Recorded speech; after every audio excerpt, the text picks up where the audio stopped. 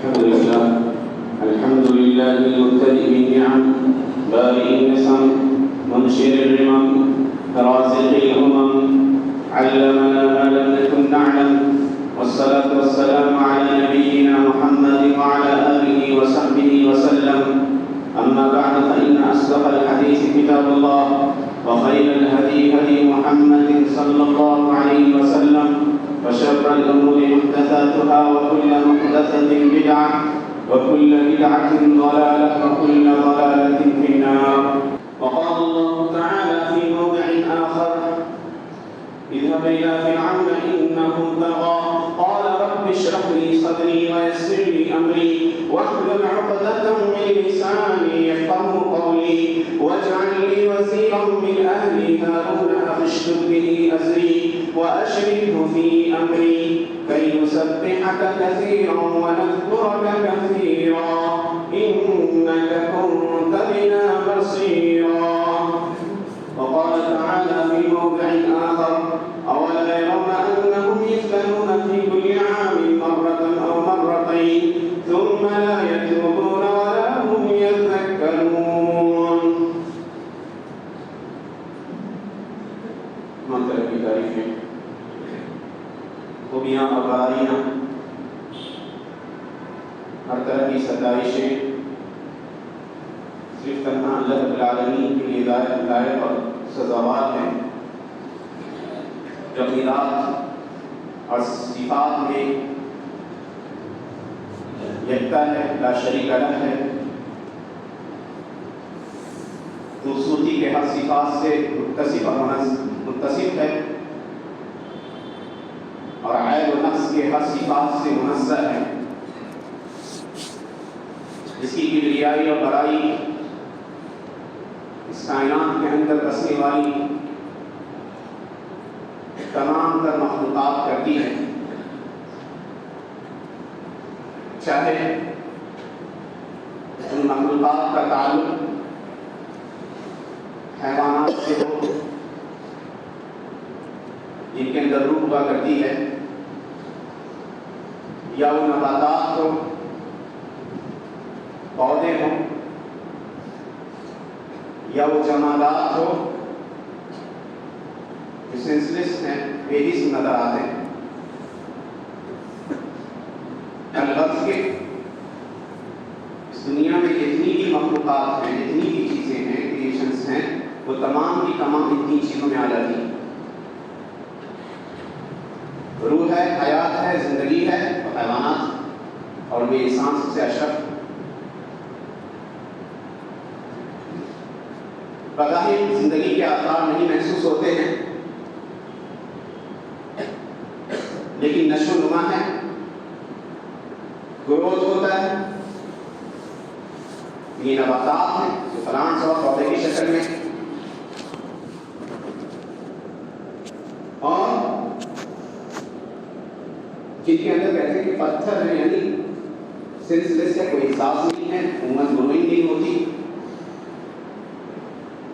جو یہ جمالات کہلاتے ہیں، اللہ کی یہ تمام مخلوقات اللہ کی تصویر بیان کرتی ہیں. ألم تر أن الله يسجد له من في السماوات ومن في الأرض والشمس والقمر والنجوم والجبال والشجر والدواب وكثير من الناس وكثير حق عليه العذاب ومن يهن الله فما له من مكرم إن الله يفعل ما يشاء. کیا آپ نے دیکھا نہیں کہ اللہ کے لیے سجدے میں بھی پڑتی ہیں وہ تمام مخلوقات جو آسمانوں میں ہیں، جو زمین میں ہیں، یہ سورج، یہ چاند، یہ ستارے، یہ پیڑ، یہ پہاڑ، بہت سارے چوپائے اور بہت سارے لوگ اور بہت سارے وہ لوگ بھی جن کے اوپر عذاب کا فیصلہ ہو چکا ہے. تو غور کیجیے گا تو اس آیت کریمہ میں جتنی بھی مخلوقات اس دنیا میں ہیں جن کو اللہ نے پیدا کیا ہے، وہ تمام کی تمام ان تین کیٹیگری میں آ جاتی ہیں، اور یہ سب کی سب رقیب کی بڑائی اور کبریائی بیان کرتی ہے. اور اسی لیے اللہ نے اپنی تمام مخلوقات کو اس دنیا میں پیدا کیا کہ رب کی کبریائی اور بڑائی بیان کی جائے. یہی مقصود ہے اس دنیا میں انسانوں کے وجود کا بھی. اور اسی کو لے کر اللہ نے اپنے نبیوں اور رسولوں کو بھیجا وَلَقَدْ بَعَثْنَا فِي كُلِّ أُمَّةٍ رَسُولًا أَنِ اعْبُدُوا اللَّهَ وَاجْتَنِبُوا الطَّاغُوتَ. ہم نے ہر امت میں ہر قوم میں ایک رسول کو بھیجا، پیغام یہ تھا کہ اللہ کی بندگی کرو، خود کو جھکا دو اور اللہ کے سوا جس چیز کی بھی عبادت ہوتی ہو، چاہے وہ پتھر ہو یا مٹی کا ہو یا بت ہو، جو بھی انواع اقسام ہیں ان سب کی عبادت سے بچ جائے. یہ خلاصہ ہے انسانی زندگی کے وجود کا اس دنیا میں. دنیا کے اندر بہت کم لوگوں نے اس خلاصے کو سمجھا، اس پیغام کو سمجھا اور اس کے اوپر ایمان لایا. انسانی تاریخ میں دیکھ جائیں تو گمراہوں کی تعداد اکثر نہیں ہے اور ہدایت کے رہنے والے ہمیشہ کم ہیں. وَقَلِيلٌ مِّنْ عِبَادِيَ الشَّكُورُ، میرے شکر گزار بندے بہت کم. وَإِن تُطِعْ أَكْثَرَ مَن فِي الْأَرْضِ يُضِلُّوكَ عَن سَبِيلِ اللَّهِ، روئے زمین میں اکثریت میجورٹی کی پیروی کیجیے گا، اللہ کے راستے کو گمراہ کر دے گا. وَمَا أَكْثَرُ النَّاسِ وَلَوْ حَرَصْتَ بِمُؤْمِنِينَ، آپ کتنے حریص اور خواہاں کیوں نہ ہو جائیں، لوگوں کی اکثریت ایمان لانے والی نہیں. أَفَأَنْتَ تُكْرِهُ النَّاسَ حَتَّى يَكُونُوا مُؤْمِنِينَ، کیا آپ لوگوں کو مجبور کیجیے گا کہ وہ ایمان والے ہو جائیں؟ وہ یا قرآن مختلف جگہ پر ان جگہوں پر ان پیغامات کو دہراتا ہے. اور جو حق پہ رہے ان کے اوپر کئی طرح کی آزمائشیں آئیں، بلائیں آئیں، مسائل آئے، فتنوں سے دوچار ہوئے. دنیا بھر میں آج دیکھ جائیے تو ہر جگہ کہیں نہ کہیں مسلمان کسی نہ کسی طرح کی آزمائش سے دوچار نظر آتے ہیں. تو ہندوستان کے اندر رات 2 بجے تک چلی، کہتے ہیں کہ پارلیمنٹ کی بحث چلتی ہے وقف بل کے اوپر. اب پورے ملک کے مسلمان اپنی نگاہیں ڈالے رہے ہیں کہ وقف بل پاس ہوتا ہے نہیں پاس ہوتا ہے، پریشان، لگتا ہے زمین کنگوری. مادیت کی طرف یا مادیت پر اتنا بھروسہ ہو گیا لوگوں پر کہ فلاں پارٹی اگر ہماری حمایت نہیں کرے گی تو ہمارا خاتمہ ہو جائے گا.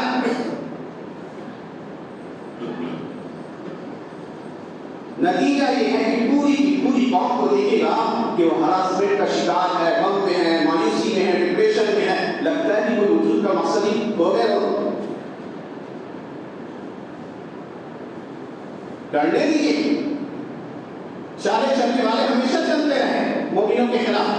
وَمَكَرُوا مَكْرًا وَمَكَرْنَا مَكْرًا وَهُمْ لَا يَشْعُرُونَ فَانظُرْ كَيْفَ كَانَ عَاقِبَةُ مَكْرِهِمْ أَنَّا دَمَّرْنَاهُمْ أَجْمَعِينَ. انہوں نے چالے چلی اور ہم نے چالے چلی، حال میں احساس بھی نہ ہو سکا. تو دیکھیے ذرا ہے نبی ان کی چالوں کا کیا انجام ہوا کہ ہم نے تمام کے تمام کو ہلاک کر دیا، تباہ برباد کر دیا. اب پچھلے کچھ سالوں کی تاریخ دہرائیے گا، خاص طور سے ہندوستانی تناظر میں بات کی جائے تو ہر کچھ سال میں ہر کچھ عرصے کے بعد پوری قوم کسی نہ کسی فتنے سے دوچار ہوتی ہے. اللہ نے اس کو منشن کیا، اولا يرون انهم يفتنون في كل عام مرة او مرتين ثم لا يتوبون ولا هم يذكرون. کیا دیکھا نہیں آپ نے؟ یا یہ لوگ دیکھتے نہیں کہ ہر سال 1 یا 2 مرتبہ ان کو آزمایا جاتا ہے.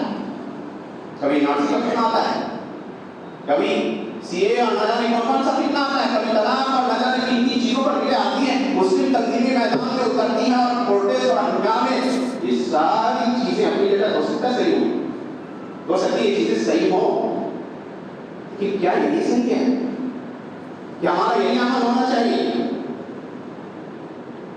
قرآن کیوں کہا گیا کہ تدبر سے پڑھیے؟ قرآن کا مہینہ گزرا ہے، عظیم مہینہ. کیوں اللہ ہر سال رمضان کو لاتا ہے؟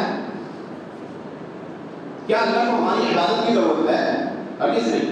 بنیاز اللہ الصمد یا ایھا الناس انتم الفقراء الی اللہ واللہ هو الغنی الحمید. اگر تم اللہ کے محتاج ہو، اللہ غنی ہے،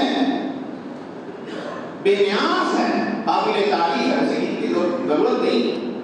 انا ہماری عبادتیں جن کے اندر اتنی کمیاں اور نقص ہیں کہ اس لائق ہے کہ اللہ کے یہاں شرط قبولیت پا سکے سوائے اللہ کا فضل اور رحمت. اللہ کے فضل اور رحمت سے. تو عجیب سی ہراسمنٹ چھا جاتی ہے، پریشان ہوتے ہیں. غور کیجیے، حضرت موسیٰ علیہ السلام مدین سے لوٹ رہے ہیں، بھاگے تھے فرعون کے ڈر سے کہ فرعون ان کو بدنہ کروا دے. بیوی کے ساتھ لوٹ رہے ہیں مصر کے اندر تم پاری. اللہ کا پیغام بھی جاتا ہے کہ اے موسیٰ ہم نے آپ کو چن لیا، انی اصطفیتک علی الناس برسالاتی وبکلامی فخذ ما آتیتک وکن من الشاکرین. اے موسیٰ ہم نے آپ کو چن لیا ہے لوگوں پر اپنی رسالت اور پیغام کے لیے، تو اس کو پکڑیے مضبوطی سے اور شکر گزار بن جائیے. پیغام ملا موسیٰ کو کہ جائیے اذهب الى فرعون انه طغى، جائیے فرعون کی طرف، وہ سرکش ہو گیا. دنیا کے اندر ظلم کی انتہا کا کسی کو دیکھنی ہو فرعون کی تاریخ کو لگ جائیے. کیا سلوک و بنی اسرائیل کے ساتھ کیا کرتا ہے. اور یہ بھی ایک راز کی بات ہے کہ قرآن کریم سب سے زیادہ جس نبی اور رسول کا تذکرہ کرتا ہے وہ موسیٰ علیہ السلام. کیوں؟ کثرت سے قرآن کریم دیگر انبیاء کے مقابلے میں نہ حضرت نوح کا اتنا تذکرہ ہے، نہ عیسیٰ کا اتنا تذکرہ ہے، نہ ابراہیم اور دوسرے انبیاء کا اس تفصیل سے تذکرہ ہے جو تفصیل بار بار قرآن دہراتا ہے حضرت موسیٰ علیہ السلام اور بنی اسرائیل کی فکری اور اخلاقی انحطاط کی طرف اشارہ کرتا ہے. تو کیا بات ہے کہ اس امت کو جو آخری امت ہے کثرت سے موسیٰ علیہ السلام کے واقعات اور ان کے سلوک اور ان کی قوموں کے رویے کے بارے میں آگاہ کیا جاتا ہے تاکہ اس کا عبرت حاصل کر سکے. چنانچہ پھر کہا گیا پیغام ملا اذهب الى فرعون انه طغى، جاؤ فرعون کی طرف، وہ سرکش ہو گیا. تو واہ واہی یہ نہ ہنگامہ نہیں مچایا. یہ نہیں کہا کہ اللہ میرے پاس بنی اسرائیل کی اتنی فوج نہیں ہے کہ میں فرعون جیسے عظیم دشمن کا اور جبار کا سامنا کر سکتا ہوں جو انتہائی جابر اور سرکش ہو گیا. کچھ نہیں کہا، اپنے آپ کو سدھارنے کی بات کہا رب اشرح لی صدری. پہلی چیز 7 چیزیں مانی اللہ نے اور ان 7 چیزوں میں طاقت اور قوت کا کہیں نہیں. لوگوں کی بڑی فوج آپ کے سامنے ہو تاکہ آپ اس دشمن کا سامنا کر سکے، یہ بات بھی نہیں ہے. تو دنیا کا طاقتور دشمن بھی آپ کے اوپر ہو، مسلط ہو جائے، لیکن آپ اپنی دین اور انٹرنلی مضبوط ہیں، اللہ سے رشتے مضبوط ہیں، وہ آپ کچھ نہیں کر سکتے. کچھ نہیں کیا. 7 چیزیں مانی 2 چیزوں کے لیے. کہا رب اشرح لی صدری، رب میرے سینے کو کھول دیجیے. کس چیز کے لیے؟ ایمان. کیونکہ پتہ چلا کہ ایمان کی دولت اگر سمجھ آتی ہے دنیا میں کسی اور کا خوف نہیں ہوتا. انما ذلکم الشیطان یخوف اولیاءہ فلا تخافوہم وخافونی ان کنتم مؤمنین. شیطان ہے جو اپنے دوستوں کا ڈر آپ کے دل میں گھساتا ہے. اور ان سے مت ڈرو، اس سے ڈرتے ہو اگر تم مومن. پہلی چیز مانی ایمان. رب اشرح لی صدری، میرے سینے کو کھول دے. اور اس کے بعد کہا ویسر لی امری، میرے کاموں کو آسان کر دیجیے. تیسری چیز کہا واحلل عقدۃ من لسانی، زبان کی لکنت تھی. اور اس کا بھی قصہ ذکر کرتے ہیں مورخین مفسرین. جب فرعون کی محل میں پرورش پا رہے تھے، فرعون نے آزمانا چاہا ایک چمکتے ہوئے موتی اور آگ کے کوئلے کے انگارے کو دیا ان کے سامنے اور دیکھا کہ کس چیز کو اٹھاتے ہیں. اگر وہ موتی کو اٹھاتے تو فرعون اسی وقت ان کو قتل کر دیتا. فرعون نے یہ ارادہ کر لیا تھا. فرشتے نے وہ آگ کا انگارہ ڈال دیا تھا زبان پہ، جس سے ان کی زبان میں لکنت آ گئی. یہ اسرائیلی روایات کی قیمت ہے. پہلا ان کی زبان میں لکنت تھی، یعنی پوری بات وضاحت سے نہیں کر پاتے. تو کہا تیسری چیز واحلل عقدۃ من لسانی، میری زبان کی گرہ کو کھول دیجیے، لکنت کو یفقہوا قولی، میری بات کو سمجھ سکے.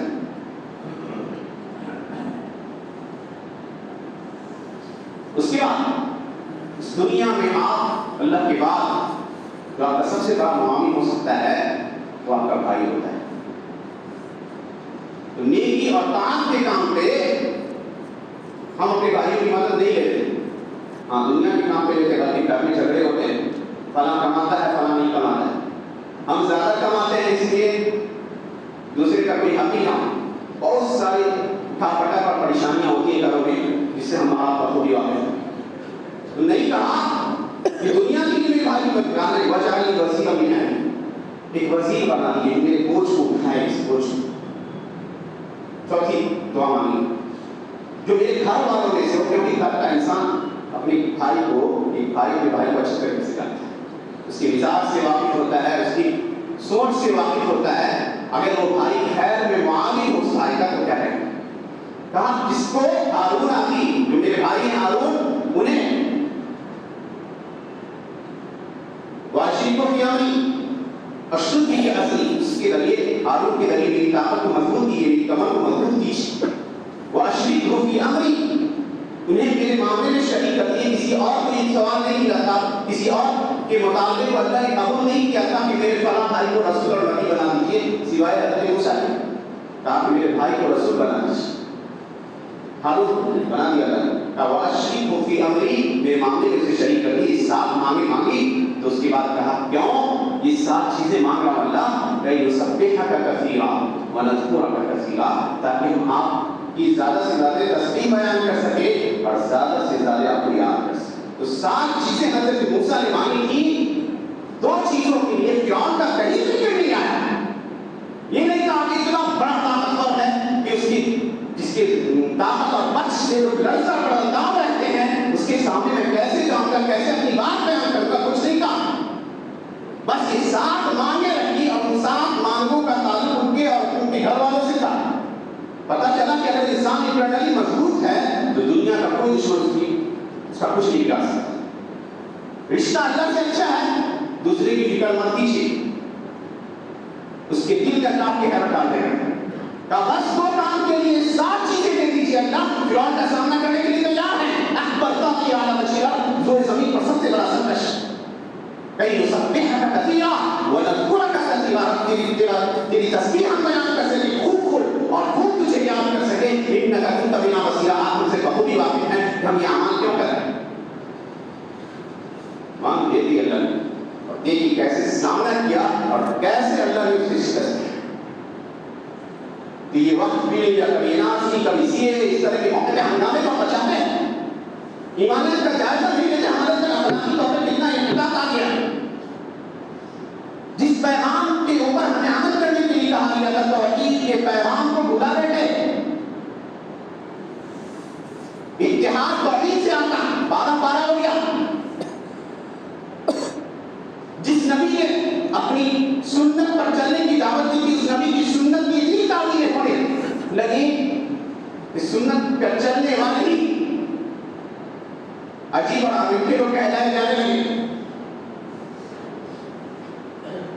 اس دنیا کو جائے عمل قرار دیا گیا تھا, جائے جزا نہیں, ہمیں جائے جزا سمجھا.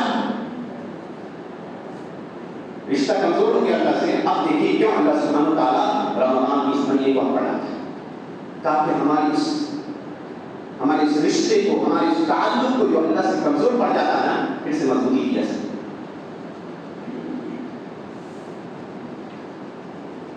جو ایمانی حرارت لگ چکی ہوتی ہے پھر سے اس کو جلا دی جائے. سال بھر کے گناہوں سے دل کمزور پڑتا ہے, دل کے اوپر گناہوں کی بدلی چھاتی ہے, اس بدلی کو دور کر کیا جا سکے. جیسے کہ تبانی کی مشہور روایت آپ نے سنی ہوگی, نبی صلی اللہ علیہ وسلم فرمایا کہ یہ دل ان هذه القلوب, یہ دل انسان کے له سحابۃ جو لها سحابۃ کسحابۃ القمر, ویسے اس کے اوپر بدلیاں چھاتی ہیں جیسے چاند کی بدلیاں ہوتی ہیں. جب چاند کے اوپر سے بدلی چھٹتی ہے تو روشن ہو جاتا ہے. اسی طرح گناہوں کی بدلیاں انسان کے دل سے چھٹتی ہیں تو انسان کا دل تاباں اور روشن ہو جاتا ہے. تو دلوں کی ایک طرح سے دلوں کے زنگ کو دور کرنے کے لیے اللہ یہ مہینہ لاتا ہے. بس سمجھیے جو بھی اعمال آپ نے کیے یہ آپ کی اپنی کرامات کی حد سے غور کیجیے گا کہ اللہ کی خاص مدد ہے. اور کچھ چیزیں ہیں جو چیزیں ہم نے کی ہے رمضان کے مہینے میں, کچھ باتیں اگر ان کو فالو کیا جائے تو انشاءاللہ یہ چیزیں یہ جذبہ باقی رہے گا. اللہ ویسے ہی ہماری بھی مدد کرے گا جیسے موسیٰ کی تھی. پہلی چیز استفاق, جو چیزیں ہم نے کی ہیں اس پر کوشش کی جائے جمنے کی. آسان نہیں ہے جمنا.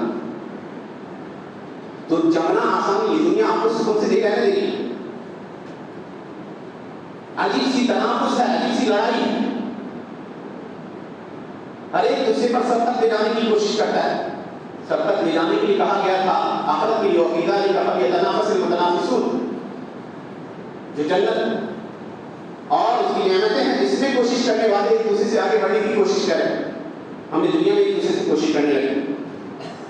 نتیجہ یہ ہوا کہ ہلاکت کے دہانے پہ پہنچے. نبی صلی اللہ علیہ وسلم نے کہا تھا من الفقر اخشى علیکم ولكن اخشى علیکم ان تبسط علیکم الدنیا فتنافسوها كما تنافسوها فتهلككم كما اهلكتهم.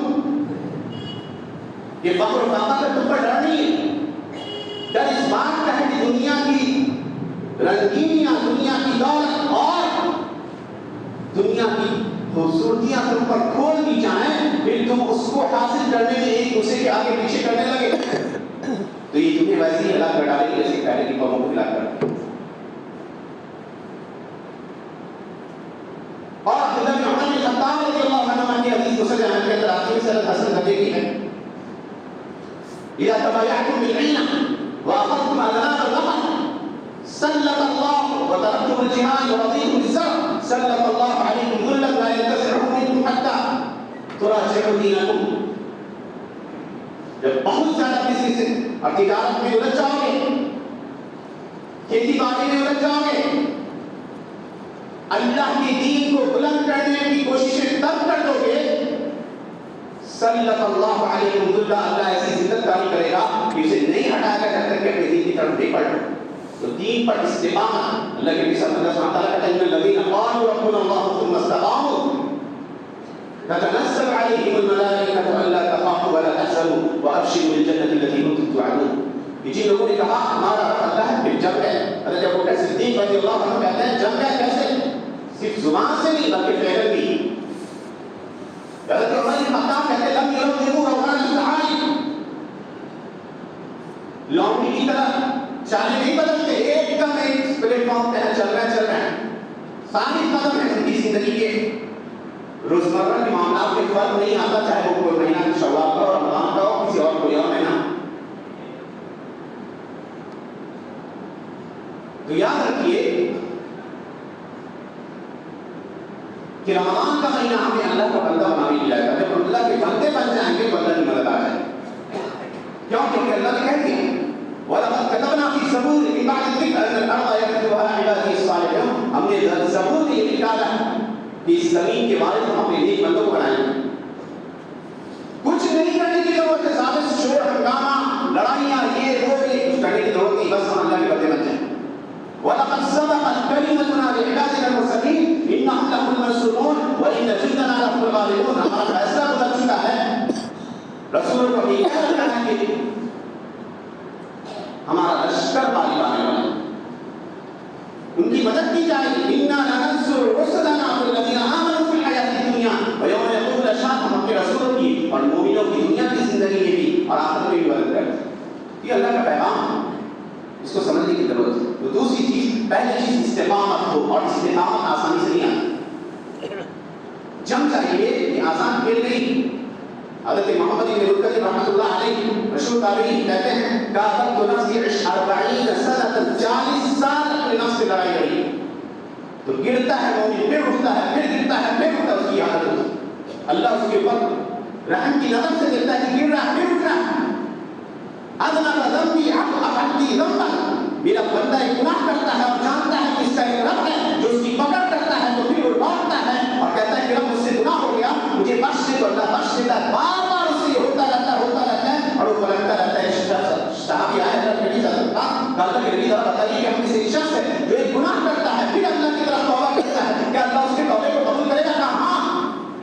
3 مرتبہ انہوں نے کہا, چوتھی مرتبہ نبی صلی اللہ علیہ وسلم نے کہا واللہ لا يقبل الله حتى تملوا, اللہ اس وقت تک تمہارے توبے کو قبول کرنے سے نہیں تھکے گا جب تک پھر تم توبہ کرنے سے نہ تھکو. یہ اٹھنا اور گرنا لگا رہتا ہے. مومن کی حالت اس چھوٹے سے بچے کی سی ہوتی ہے جو اٹھنے کی یا چلنے کی کوشش کرتا ہے. تو یاد رکھیے اٹھنا گرنا لگا رہے گا. آسانی سے انبیاء کو پریشان کیا شیطان نے, ہم آپ کیا ہیں اس فتنے کے دور میں اپنے آپ کو جمانے کی کوشش کی جائے. تو استقامت مجاہدے کے بعد کوشش کرنے کے بعد کوشش کئی طریقے سے ہوتی ہے. کوشش میں خود بھی عمل کیا ایسے ماحول کو قائم کیا جائے جس میں نیکیاں کثرت سے ہو گناہ کم. آپ نے غور کیا کہ رمضان میں سماج کا وہ شخص بھی جو کبھی مسجد نہیں آتا ہوگا وہ بھی مسجد میں رہتا ہے. کیوں؟ غور کیا؟ اس لیے کہ پورا کا پورا سماج نیکی کے رنگ میں ڈل جاتا ہے. تو وہ شخص اپنی زمین تک محفوظ کرتا ہے کہ چاہے تو کہاں جائے اگر نماز کا آج بھی نہیں پڑھے گی رمضان میں تو لوگ کیا کہیں گے؟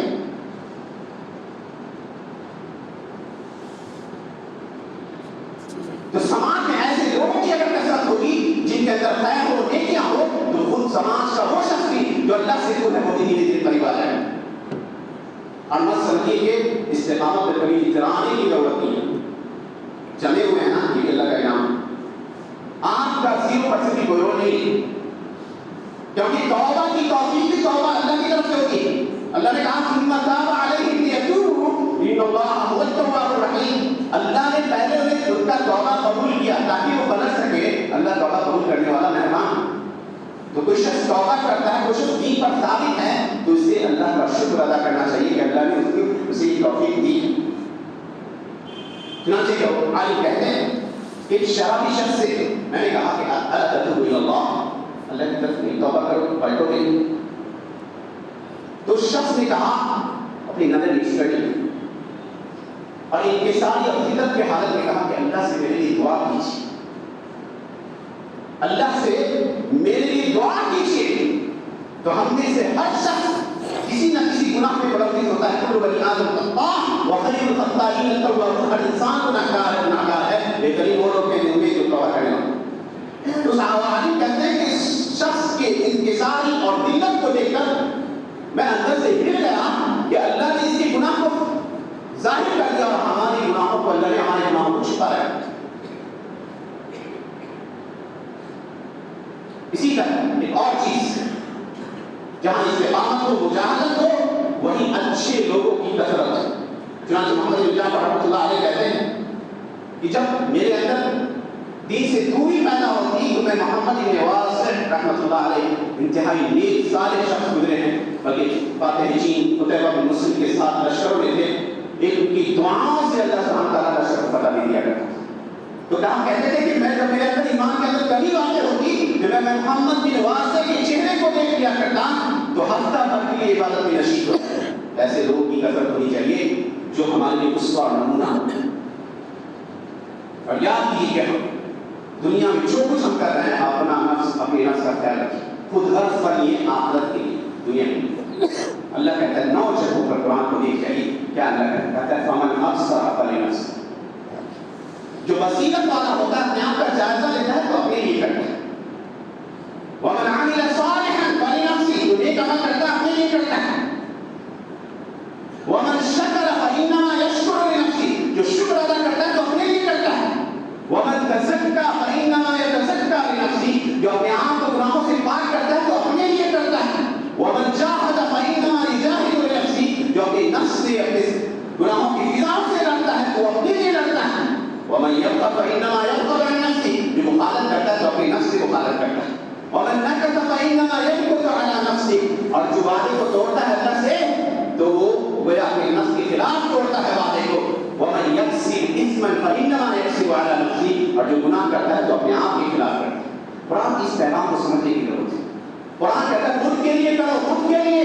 اور تقریر 9 ہی نہیں 10 مقامات کے 20 مقامات ایسے ہوئے قرآن کہتا ہے وہ انفسکم. اپنے آپ کو بچاؤ. علیکم انفسکم. اپنے آپ کی فکر کرو اس دنیا میں قبل اس کے کہ جب آپ قیامت کے لیے جائیں یا قبر میں جائیں تو آپ پچھتاوا. چنانچہ لکھا ہے بعضوں اہل سیر میں کہ بصرہ شہر میں جو کا شہر ہے ایک نیک شخص رہا کرتا تھا. موت کی جانبی میں مبتلا تھا. بے ہوش ہوا تو سارے گھر والے سارے قطار ہونے لگے. پھر افاقہ ہوا اسے تو اپنے والد سے پوچھتا ہے کہ ابا جان آپ بتائیے ذرا آپ کیوں رو رہے تھے؟ تو کہتا ہے وہ برا شخص اس لیے رو رہا تھا کہ تو میرے لیے بڑھاپے کی لاٹھی ہے, میرا سہارا ہے, کما کر دیتا ہے, کھلاتا پلاتا ہے, ماں سے پوچھا امی بتائیں ذرا آپ کیوں رو رہی تھی؟ ماں کہتی ہے کہ تو میرے لیے بڑا فرما بردار ہے، میری ساری ضروریات کی تکمیل کرتا ہے۔ بیوی سے پوچھا تم کیوں رو رہی تھی؟ بیوی کہتی ہے کہ آپ کے بعد میں بیوہ ہو جاؤں گی، میرا کوئی پرسان حال نہ ہوگا۔ اور بچوں سے پوچھتا ہے کہ تم کیوں رو رہے تھے؟ تو کہا کہ آپ کے بعد ہم یتیم ہو جائیں گے۔ بے کس کر فرمائے ہوتے وہ شخص کہتا ہے کہ تم میں سے کوئی میرے لیے رو رہا تھا؟ کیا تم میں سے کوئی اس بات کے لیے رو رہا تھا کہ میں کتنے گناہوں کے ساتھ اللہ سے ملاقات کرنے والا ہوں؟ کیا تم میں سے کوئی اس بات کے لیے رو رہا تھا کہ میں چند فٹ کے گڈھے میں تاریکی میں رہنے اور جانے والا ہوں؟ ایک زور کی چیز مارتا ہے اور بے ہوش کر موت کی گرتا ہے اور اس کی اوپر پرواز کرتا ہے۔ یہ دنیا ہے جس کی حقیقت ہے۔ علامہ ابن قیم کے حوالے سے علامہ ابن قیم نے اپنی بات بتایا کہ نبات کی مدارج السالکین، اور اس پر اپنی بات ختم کرتا ہوں۔ ایک نیک شخص تھا اسلام جس کی بیٹی حد درجہ عزیز رکھتا تھا، حد درجہ محبت کرتا تھا بیٹی سے۔ تعاون کی بیماری آئی ہے، مر گئی۔ ماں نے اس کے غم میں پریشان حال رکھا کرتا تھا، اس کو خواب میں دیکھا اس نے تو کہا بیٹی ذرا بتانا کہ تم نے کیا پایا؟ کہتی ہے ابا جان ہم نے پایا کہ چھوٹے ہم لقد اتیت علی امر عظیم، عظیم معاملے سے میں دوچار ہوئی۔ ہم نے پایا کہ اللہ نے چھوٹے چھوٹے عملوں کا کتنا ثواب رکھا ہے۔ كنا نعلم ولا نعمل، ہم جانتے تھے بہت ساری چیزیں کرتے نہیں، ہم جانتے تھے کہ جو کوئی مریض کی عیادت کرتا ہے 70,000 فرشتے اس کے لیے مغفرت کی دعا کرتے ہیں۔ حضرت علی کا یہ قول ہے، نبی صلی اللہ علیہ وسلم 70,000 فرشتے۔ ہم جانتے تھے کہ کوئی شخص چاش کی 2 رکعت پڑھ لیتا ہے تو اس کے اوپر اس دن جتنے صدقے کرنے ہوتے ہیں اس کے جسم کے ہر پارٹ پہ وہ صدقے اس کی طرف سے ہو جاتے ہیں۔ یہ 2 رکعت بہت ساری نیکیوں کا تذکرہ کرنے کہتے کہ ہم جانتے تھے لیکن کرتے نہیں تھے۔ ہماری حالت اسی لڑکی کی طرح نہ ہو جائے کہ قیامت کے دن یا قبر میں ہم اپنے آپ سے کہتے تھے کہ ہم جانتے تھے کہ بہت ساری نیکیاں ہیں، بہت سارے اعمال ہیں، چھوٹے چھوٹے اعمال۔ اس امت کی فضیلت یہ ہے کہ چھوٹے چھوٹے اعمال پہ اللہ نے بڑا ثواب رکھا ہے۔ تو چھوٹے چھوٹے ثواب پر یا اعمال پر پابندی کیجیے، بڑے اعمال کو پا لیجیے گا۔ اللہ سبحانہ وتعالیٰ سے دعا ہے کہ اللہ سبحانہ وتعالیٰ ہم نے جو اعمال رمضان میں کیے ہیں ان اعمال پر ہمیں ہمیشہ مداومت کرنے کی توفیق عطا فرمائے۔ آمین وآخر دعوانا الحمد للہ رب العالمین۔ قولوا قولی ھذا استغفر اللہ لی ولکم ولسائر المسلمین فاستغفروہ